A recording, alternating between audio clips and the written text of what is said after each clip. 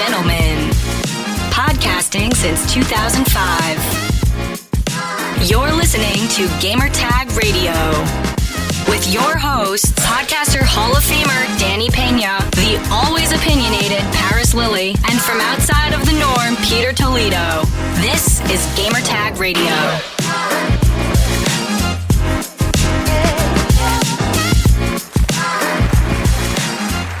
Welcome to Gamertag Radio episode 1341. This is your host Danny Peña, and also joining me on this special episode, Paris Lilly. What's up, Paris? Hey, good morning. How you doing? Good. This is the second time that we're recording this live through Riverside, so everything is good. Everything's good. I'm glad that we could record this and stream it live in other places. Before we couldn't really do that, but this is a lot easier, honestly. A lot easier. But one of these days, I know this is risky, but I'm probably going to do it. One of these days, I'm going to have a special link where people could join our audience, the studio audience, and they could ask questions and join the show and all this stuff. Well, technically, can't they do that right now? They could do that, but this one they can actually join with the camera, with the mic. Oh, okay. Yeah, you know how you do it on Spaces. People join in, call in. Like they could call in through Riverside. Yeah, but it's only through the Riverside studio, not YouTube or Twitch. But people that are watching on the other places, they can see the interactions we have with the audience. I haven't done it yet, but I will in the future. So head over to gamertagradio.com, post your comments and feedback, and make sure to find us on any podcast app. Just search for Gamertag Radio. We're there. Just follow us, post a review, and also our weekly poll. I love our weekly poll. I think we did we? I think we have one from last week. Let me see, because I don't remember. Okay, you know what? I asked this question, Paris, about a discussion that we had last week on episode 1340. Mm-hmm. I asked the discussion about gaming beyond consoles. If people agree with us or don't agree with us. 75% said yes.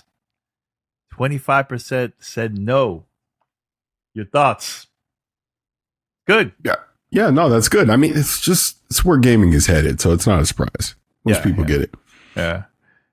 This one is going to be a very interesting topic than what we're going to talk about for this episode. But first, if you guys would like to be part of our fan mail discussion, here's how you could contact us.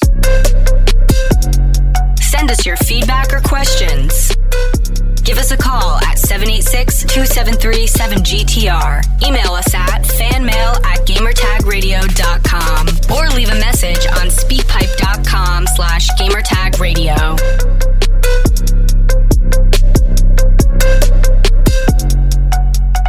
All right, Paris, let's talk about this.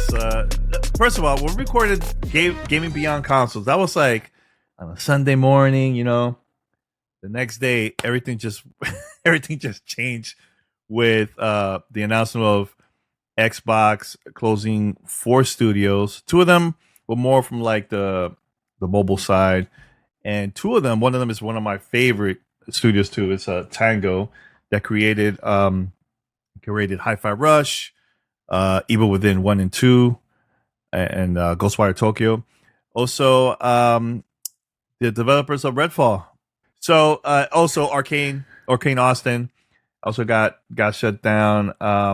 It was this whole week has been kind of like all over the place. Like it was very sad to hear the news about the studio closing down. That's going to affect a lot of people that work over there, man. You know, shout out to everybody that that's going through this, man. Sending them a lot of positive feedback, positive vibes to them.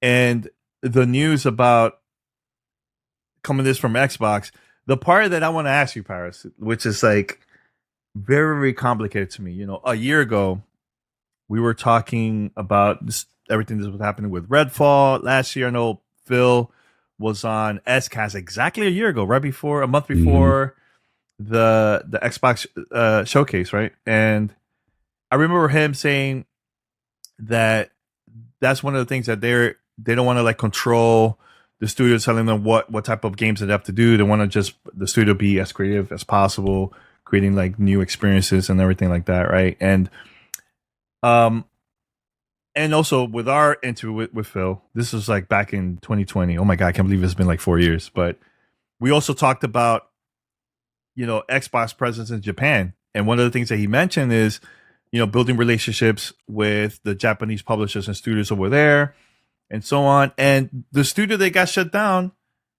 from Bethesda was also from Japan. Like they made an amazing game, which got a lot of awards, great reviews from everybody, and Hi-Fi Rush, right? So my thing is, what's next for Xbox? I know next month is the Xbox Game Showcase. It's going to be very awkward. I don't know how the vibe is going to be. If people are going to be excited or not. I feel like this is worse than 2013, man. Like just the conversation and like the confidence from like the fans. As a huge fan from Xbox from way back, it sucks seeing this, man. Because I want the team to win, and just want to hear your thoughts about everything about this, and we'll go from there. You know what I'm saying? I know you had multiple conversations, different places, but let's try a new one with you and me here. So. Yeah. I've obviously talked about this a lot during the week on a couple different platforms. But I mean, my thing is just like you bring up the point when we had Phil on back in 2020 and, we're talking about Japan and he's talking about the importance of Japan. And he's then, after they acquired Bethesda, talked about how important it was that they had Tango, that now that they owned the studio in Japan. My thing, and let's just focus on that for a second. Forget Hi-Fi Rush, just Tango itself. My thing is, you have a foothold in Japan now. You have a presence in Japan. And again, when we talk about the future of Xbox and them being able to diversify their portfolio of games and this global reach that they're trying to have, they have in the 20 plus year history of Xbox struggled in Japan. It's just, they always have. And we know it was important for Phil to try and build their presence in Japan. They obviously were flying over to Japan every year. It looks like they've been working on repairing their relationship with Square Enix so they can get more titles on the platform. But you own the studio there in the partnership they had with Hideo Kojima as well. But you own a studio in Japan. That is your presence in that region. That is your opportunity to organically grow in that region by having Tango, by being able to attract more Japanese talent, developer talent into that studio. If you want to open a new studio, that gives people, when you're going out to try and hire people for that new studio, to go, well, look at Tango. Look, they let them do a game like Hi-Fi Rush. They're making this, they're doing that. You know what I mean? So by now taking that off the board, I'm just telling you, if I was a developer in Japan and Microsoft was trying to recruit me to come in and work at a studio for them, I'd be very hesitant because I would look at how they treated Tango. Tango, a studio that's been around for a long time. Obviously, the Evil Within series, they clearly just made Hi-Fi Rush, which, look, may not have sold the best, whatever. We'll never know the 100% truth behind it, but we know it was critically acclaimed, won multiple awards, and was arguably the best game that Microsoft had in 2023. Right? Yeah. Gone. Allegedly, they were pitching Hi-Fi Rush 2, which made total sense that they would, because I had talked many times last year about how, and I've said this over the years, but how Microsoft has lacked a family-friendly mascot, right? Someone that's identifiable with that brand. Right now, it's Master Chief, which is not necessarily family-friendly. This is why I always joke around about Banjo. But the point is, you had that now with Hi-Fi. So logically, you would imagine that franchise is going to continue. Now it's not. That doesn't make sense to me. And like I said before, taking Tango out of the equation. I understand cuts have to be made. We understand the reality of business and where the industry is right now. I'm not arguing that at all. But Tango specifically over the other studios that got closed just does not make sense to me. Because look, you can make an argument for Arcane Austin. You really can. And no one, while people would have been disappointed, everyone would have said, what? Look what happened with Redfall. And there we go. We get it. People would have understood. May not like it, but you would have understood. Tango is the one. Hi-Fi Rush is the one that gives them such a bad look right now because it goes against everything that you've been telling us the past few years. Because again, like you talked about it when he was on with us on XCast, and Phil talked about they didn't want to limit creative freedom for studios, for, to paraphrase. And they've talked about that over the years of being one of the reasons you have a Game Pass, because Game Pass would allow a studio like a Double Fine to release a game like Psychonauts 2. It allows a Josh Sawyer to have a passion project like a Pentiment. Literally talk to these people and they echo these sentiments that they just get to go be creative, take risk and make games, not have to worry about the financials anymore. What you told us this week is these smaller studios still need to worry about those metrics. That excuse me, having a Call of Duty or having a Candy Crush under your umbrella now, which we know are in Minecraft, which we know are huge generators of revenue for them, is not enough for these other games. They better be generating something too, or the entire studio might go away. That's crazy to me that we have to think that way.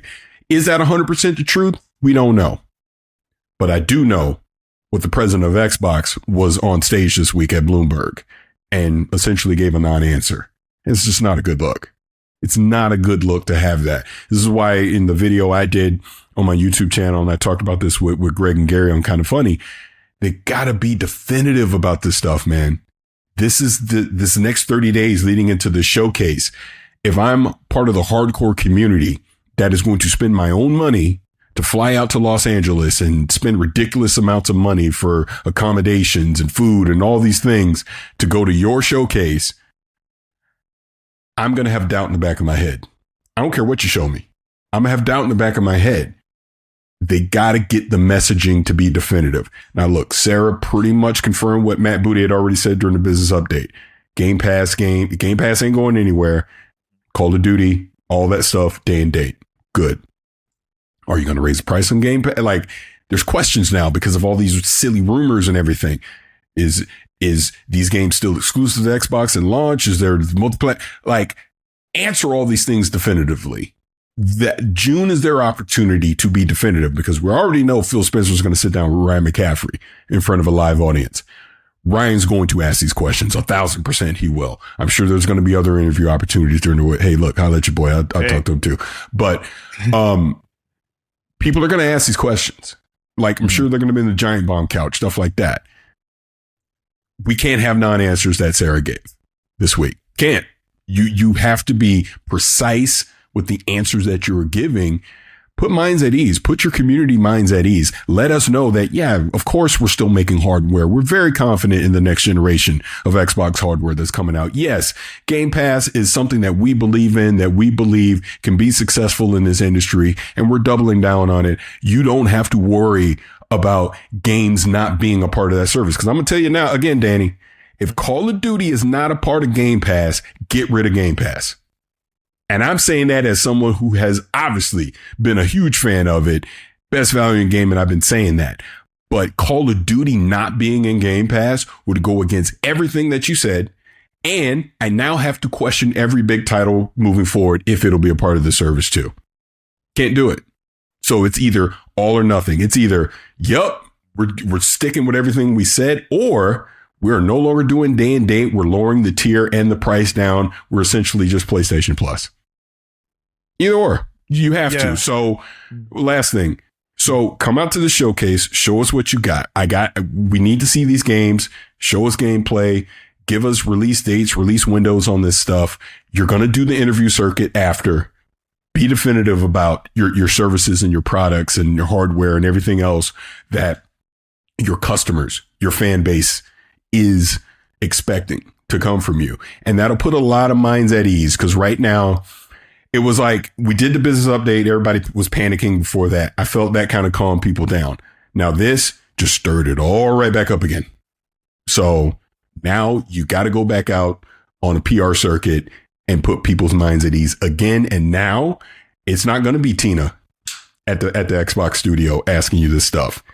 It's going to be the Ryan McCaffreys, the Jeff Grubbs of the world. Hey, the Paris and Danny's of the world. No, I don't know. But you get my point. You get my point. It's going to be the media asking you these questions now, and you got to be definitive about what you say. That's all. Yeah, it's a little bit complicated, man. Like, I think that that was the original vision from the leadership. Mm-hmm. Something happened behind the scenes that things just change, and I think this is beyond Phil. I think personally, but doesn't matter though. But as much as we all like Phil, it doesn't matter. I know, but I was saying, no matter what, the average consumer, especially the hardcore fans, they're going to look at leadership. They're not going to look at whoever's higher than Phil. So that's a part. It's just like, it's complicated, man. And here's the thing: like, I still support games going multi-platform. Like some of the games that we talked about this multiple times. I don't see an issue with that. Now I know you mentioned about Call of Duty. I agree. Call of Duty should be on Game Pass. This will be an opportunity for new people to subscribe to the subscription service. If they don't want to buy the $70 game, they have another option. Or if not, go buy it in different platforms, right? They'll have it on PlayStation, on Steam, on other places, and potentially in the future. I know Phil mentioned this on Twitter/X. He mentioned that in the future Nintendo. So maybe in the next Nintendo system we might see Call of Duty. So yeah, man, it's complicated, man. It's just like I'm just wondering what's gonna happen. Like, are the crowd gonna be excited at the game showcase? How the vibe is gonna be during the interview with Ryan McCaffrey and Phil live? Because I think there's gonna be a live audience there, right? Yeah, I asked Ryan. Ryan said, yeah. Mm-hmm. So how that vibe is gonna be, Or here's the thing, like maybe the stuff that we're gonna get to see at the showcase, is that gonna change people's minds? No. Like, it's. I think the confidence level is not up there yet. It could be potentially in the future if it's all about the right message. I think, man. Once we get the right message from leadership, but if there's like messaging that's all over the place, like especially remember in 2013, the messaging on the Xbox One about the Xbox One console, that was complicated as hell back then. Which now I get it, but at that time, it was just not good, man. Not good. Now, my question to you, Paris, the article that Ryan posted about it's not Xbox, it's Microsoft Gaming. I don't know. Like, I see this is from but that's not official. Employees. That's not official. It's not official. Yeah, it's not official. This is more like of a conversation. It's not like an official title or anything like that. But I think I get what the former Xbox employees, founders mentioned that. The reason why they mentioned that, I get it. It's not the same how it used to be. Because back then, I think there was more freedom. But I think things changed once the Activision acquisition happened. Things really, really changed after that. A lot of money.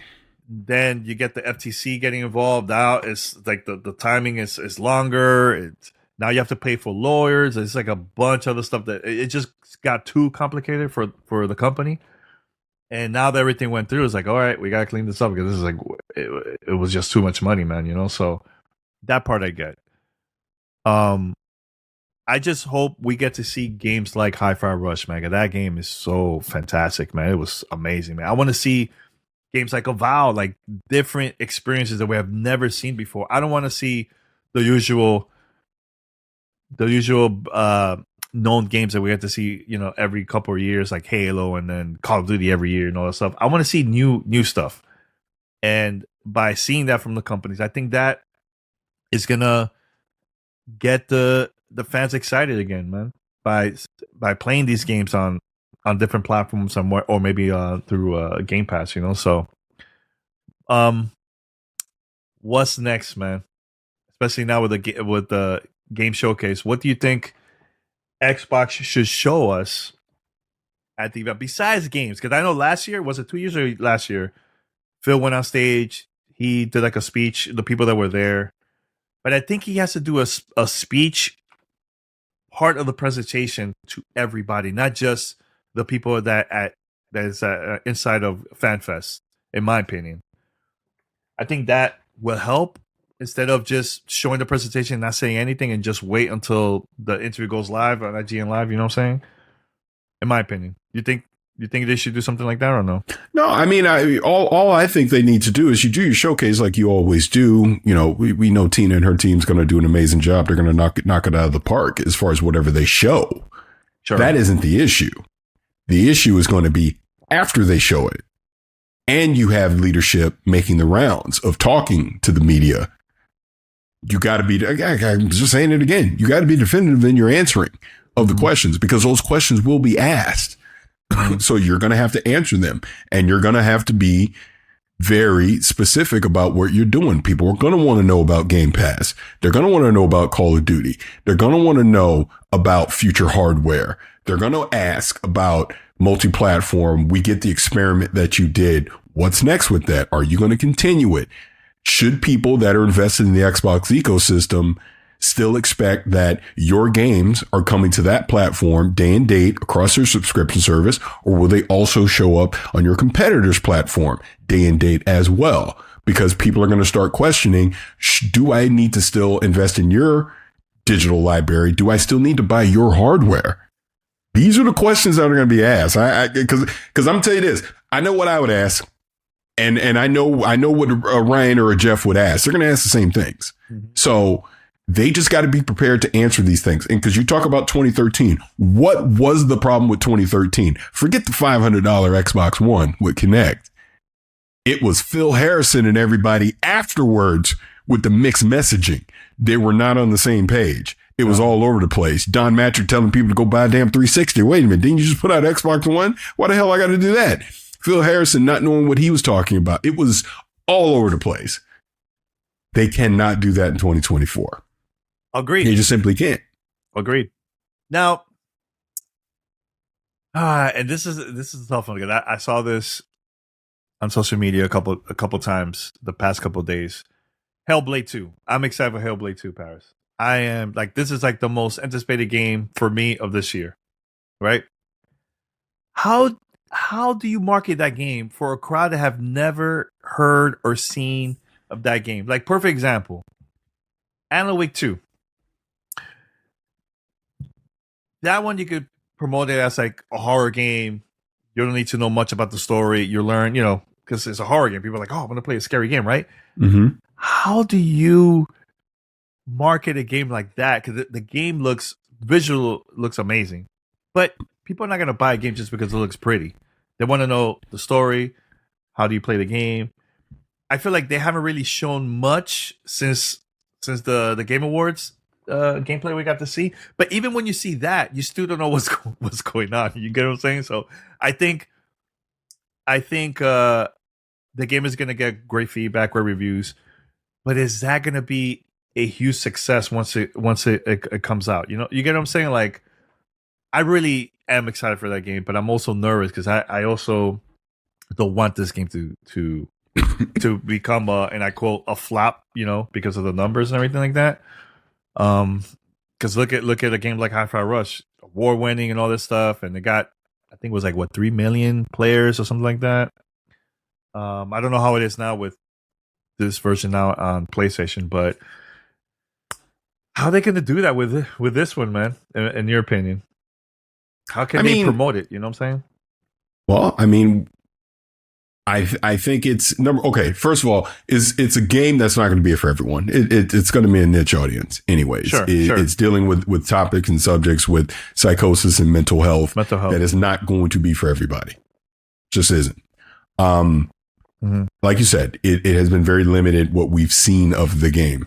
I may or may not have had a little birdie whisper in my ear that they are being very careful about what they show and don't show pre-launch, because they don't want to spoil the experience that people are and journey that people are about to go on with that game. Mm-hmm. So if that's the case, it's probably going to be post-launch. It is probably going to be word of mouth of people experiencing this game and openly talking about it.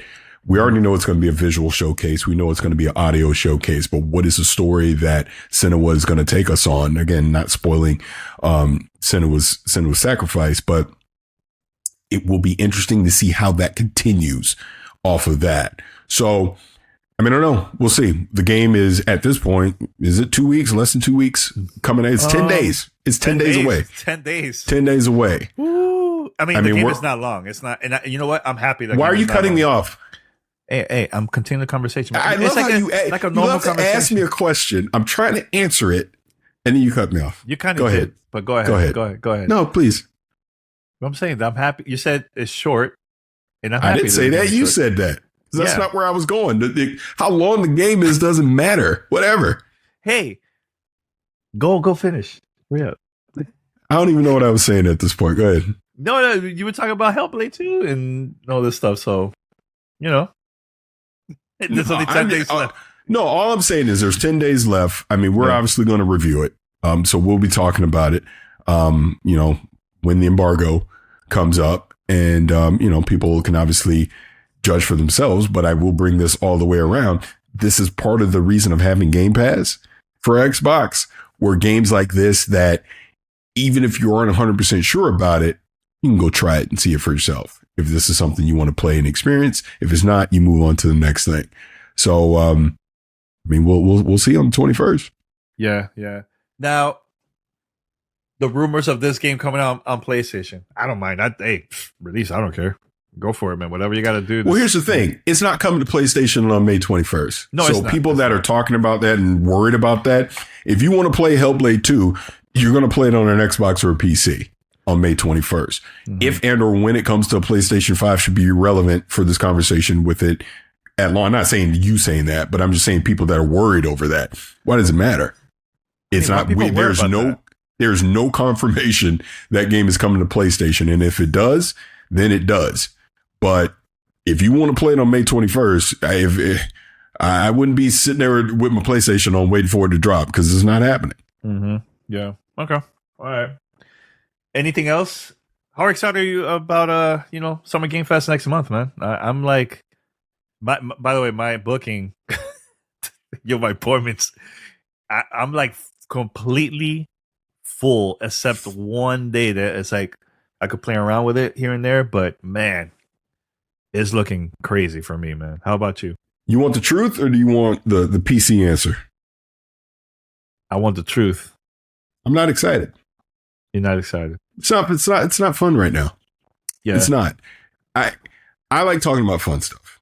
I like the fun part of gaming. Obviously like Hades 2, stuff like that. We get to play, No Rest for the Wicked. I love fun stuff like that. Obviously, I am excited for Hellblade 2 coming up here. I'm actually looking forward to the Starfield update that's going to drop next week as well. I'm tired of the conversations being about the business side of it. Like again, I'm about to rant. So go ahead. It's all good. People been trying to give me shit all week over the stuff with Xbox, and see, you were championing Activision. No, I wasn't. I absolutely was not. And people make up the narrative that I was, but I wasn't. Please roll the tape and show me where I was. I repeatedly said I didn't like talking about it. That whole drama with it. I mean, think about it. It was literally like people were watching the freaking OJ case or something. It was like daytime television, constantly people talking about it. I didn't want to talk about it. I'm like, if they get them, they get them. If they don't, they don't. I would rather move on. What I was saying was, hey, and again, this goes back into what they were telling us. Maybe this frees up some of these studios to get off the Call of Duty hamster wheel. Maybe this allows some of these other studios to create new IPs and do new experiences. But I was also saying Xbox should not be acquiring any more publishers. It's too much. People were like, go get Sega and all that. And I was like, no, it's too much. There's too much consolidation.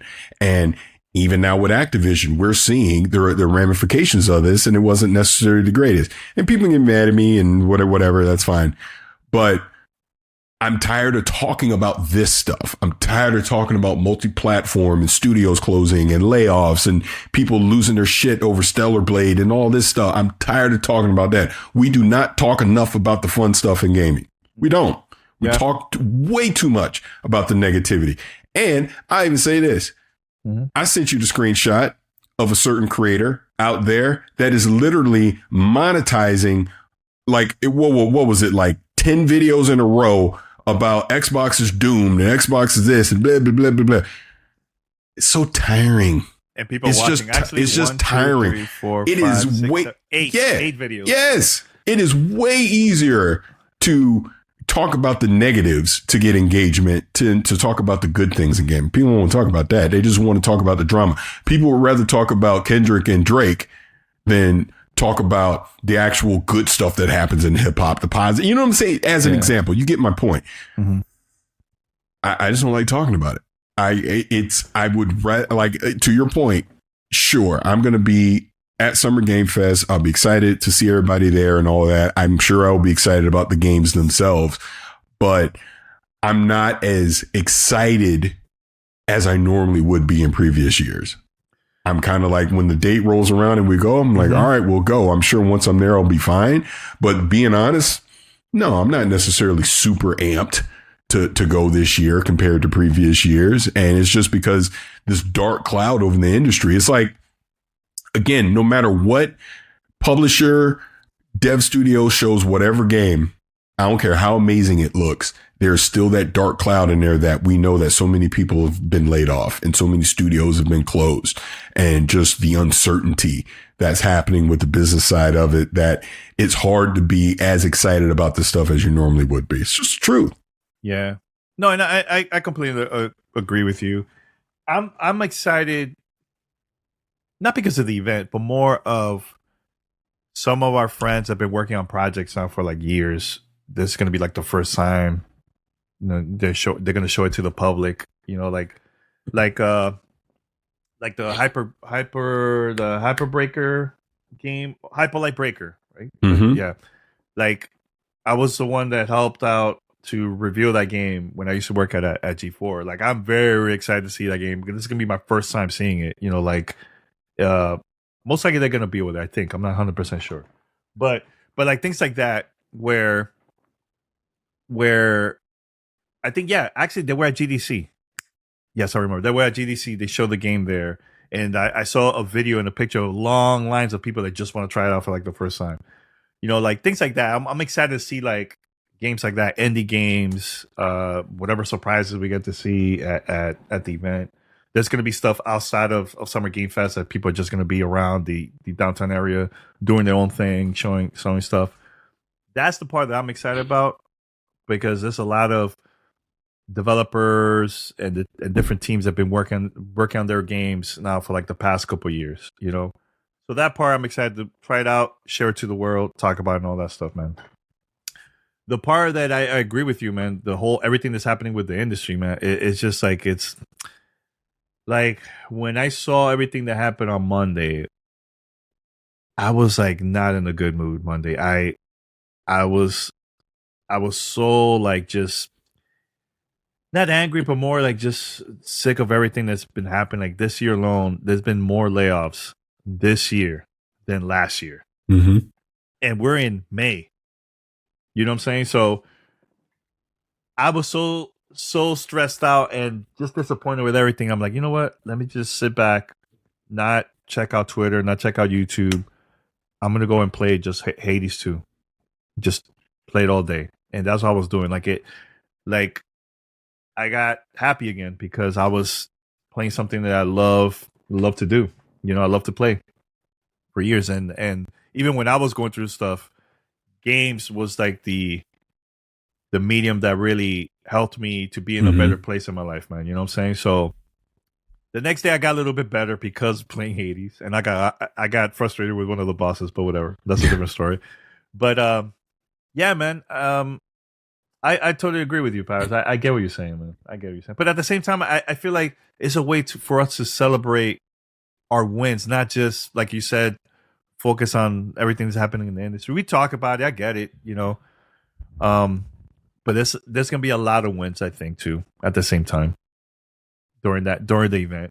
Now and also at the end of the year with like the Game Awards or any other awards that's happening too. You get what I'm saying? No, and I agree. And then, like I said, I'm just giving everybody just a completely transparent answer on like how I'm thinking and feeling. I get it. Of course, we're gonna go to the stuff at Summer Game Fest, and the people that are there showing the games and all that. Of course, we're going to support them and celebrate them and all that, and that's what we should. But in the back of my head, I am going to be mindful about the rest of the stuff that has been going on, because we can't ignore that fact. We can't sit there and scream that, all these publishers are the greatest when they're just laying off so many of the people that help create these games that we want to play. You know what I mean? So, I mean, we'll see. We'll see moving forward what happens. Like I said, this year is going to be fascinating to me on how it all goes down. But to something else that you did say, yeah, I'm like almost completely. I'm pretty much completely booked during that whole weekend with appointments on stuff to see, which is exciting in its own right. Don't get me wrong. But yeah, man, it's gonna be interesting. Some games. There's a couple that I'm like, man, I can't wait. I can't wait to see it. You know, like I'm curious and can't wait, but we can't say what it is because we're not. Well, the one that I'm really looking forward to is that 3-hour session I got with Kabuki Warrior 6. That's man. I was like, wait. Yeah, I know. You're like, wait, what? What is he talking about? Oh, my face. My face, man. Yo, my face. I'm like, oh, man. What Paris is going to say now, you know? Yeah. That's so crazy. Yeah, man. First of all, Paris, last night, again, been playing Hades. I've been switching from, like, my PC, Steam Deck. I love the Steam Deck. It's so good. Oh, my God. I love it. I finally got to beat the second boss of Hades 2. And I reached all the way to the third boss. Oh my God, yo. And you know what people were saying? Oh, Danny, don't worry.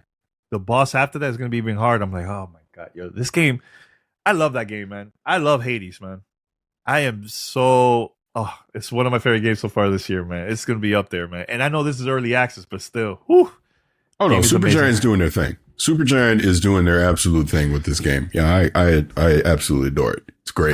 I'm not surprised that the Ubisoft decided to delay the Rogue Prince of Persia. Hey, that's reading. That's reading the room. They were like, nope. Hold this off.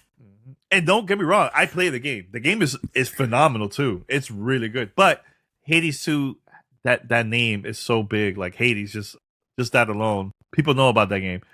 People don't really know much about this game. They know it's a Prince of Persia game, but they don't know it's like a roguelike game, you know? So we'll see. We'll see when it comes out. I think it's coming out next month, I think they said. So, But again, this is the same creators that worked on Dead Cells, which is a phenomenal game too. Really, really hard, difficult game to play, but it's really, really good. But we'll see what happens once the official game comes out. Yeah, man. I'm wondering, like, I haven't really heard much about Ubisoft this year. Like, what they're, I don't know. We don't know much what they plan to have this year. Paris. Besides, I'm talking about like stuff that we know. Star Wars is August. Paris, I'm having a conversation, please. Paris. I'm having a conversation. I didn't say anything. What? I'm listening. Exactly. I'm listening to you, sir. I know exactly what you're doing. Your camera's like out of focus. I don't know. Good. Look at that. Paris is so. He's looking at me going like this. Come on, man. Anyways, I know. We'll see. We'll see what's gonna happen this year. We'll see. Anything else? No. By the way, guys, make sure to subscribe to Paris' YouTube channel. You got what, 20K, 20,000 people that subscribe? Yeah, almost 21, which is crazy because, you know, I was doing that channel back in 2020, right? And it got up to, I don't know, like 24, 25, something like that when I was doing cyberpunk stuff. And then I joined Kind of Funny, and then I just kind of stopped doing it. Yeah. And I was like, you know what? I'm going to pick it back up. It had fallen like almost to 17K. So to now get up to 20K in like a couple days is crazy. That's dope. Dope. Yeah, like I'm doing this with Riverside. I'm going to be doing my own thing with my YouTube channel and Twitter and all these other places. Like, we're going to have GTR. GTR is still going to be there. You know, we're going to have our conversations and reviews and potentially interviews. We'll see. But well, it's good. It's good to do our own thing too, man. You know, I know there's stuff that you just want to talk about that's not gaming. You know, you know what I'm saying? Well, I mean, yeah, bro. Trust me, and that was just because my plan wasn't really to do anything until after the June showcase. Yeah. Because it's just my work schedule and everything frees up more. But yeah, I mean, dude, I could have an hour conversation by myself about X-Men 97 by myself. Woo. I could just talk about that whole series all day. So yeah, there's definitely stuff outside of gaming I want to talk about. But then there's gaming stuff I want to talk about too. Like the thing that I posted up there, that 17, like it's crazy. That was one take, 17 minutes. I was just talking about the Xbox stuff without any editing or anything, you know. But being able to kind of have, and I'm saying this with love. I'm not saying this even being funny, but being able to have a conversation without being interrupted. Because like when you and I are talking, we're going to go back and forth. There's going to be interruptions, stuff like that. Yeah. Even when I'm on Kind of Funny, you know, it's like Greg's interrupted or Gary or whatever. It's like you just want to get one complete thought out. That's why you have your own platform. If you want to do that, and you just put it out. You know what I mean? Yeah. No, I agree. I completely agree. Yeah, I can't wait to see what other stuff you have planned for the channel, man. So, yeah. I think we're going to wrap it up. I think we're good. Unless you want to do like an after show, we could do it for like 15 minutes. I mean, it's up to you. It's up to you. A few minutes. I'm gonna go to Sam's Club in a few. But yeah, just a quick little after show. We can do that. All right. Well, let me wrap it up for the podcast side, and we do the after show. All right, everyone. Thank you for listening to Gamertag Radio episode 1341. This is Danny and also Paris here. Just tune in for the next episode next week. Hopefully Pete is going to be joining us, hopefully. And you know what's funny? Pete hit me up saying, I'm in Miami. I'm like, bro, why would you even hit us up? Making it seem like he's at home, you know? But yeah, he's traveling. He's just chilling, you know? But yeah, shout out to Pete. All right, guys, until next time, we're out. Peace.